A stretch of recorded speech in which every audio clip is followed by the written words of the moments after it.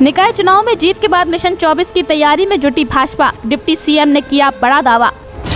जब बोले यूपी के डिप्टी सीएम केशव प्रसाद मौर्य तो सपा और बसपा आला कमान भी रह गया दंग। निकाय चुनाव में बम्पर जीत के बाद यूपी के डिप्टी सीएम के इस दावे के बाद सपा और बसपा को लग सकता है करारा झटका।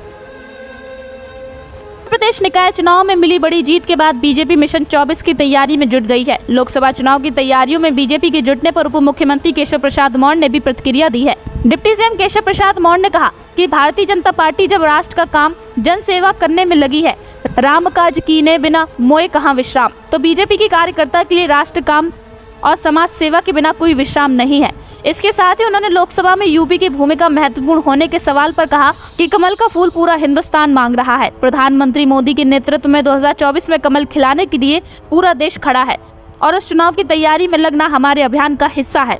डिप्टी सीएम केशव प्रसाद मौर्य ने आगे कहा कि हमें विश्वास है कि बीजेपी की डबल इंजन की सरकार ने ट्रिपल इंजन सरकार बनाने की जो जनता से अपील की थी उसका हमें फायदा मिलेगा।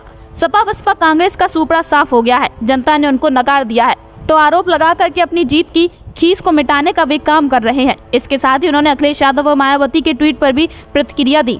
बीजेपी नेता केशव प्रसाद मौर्य ने कहा कि वैलेट से भी बहुत जगह चुनाव हुए हैं, वहां भी सपा बसपा कांग्रेस हारी। बीजेपी ने जहां वैलेट से चुनाव हुए हैं वहां भी जीत की सफलता हासिल की है। इसी के साथ ही केशव प्रसाद मौर्य ने लोकसभा चुनाव में 80 की 80 सीटें जीतने का लक्ष्य रखा, जिस पर उन्होंने कहा कि हर एक चुनाव का अलग पैटर्न होता है। लोकसभा चुनाव के लिए तो देश का एक एक मतदाता मन बनाकर बैठा है कि हमें देश के प्रधानमंत्री के रूप में प्रधानमंत्री नरेंद्र मोदी ही चाहिए। मैं कर्नाटक की बात जोड़ देता हूँ। 2018 में कर्नाटक का चुनाव हम हार गए थे, लेकिन 2019 के लोकसभा चुनाव में 28 सीटों में से 27 सीटें बीजेपी ने जीती थी। दुनिया में भारत की और भारत में यूपी की प्रतिष्ठा बढ़े, इसलिए हम मेहनत करते हैं।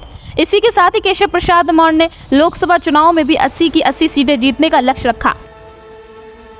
Bureau report, news crowd.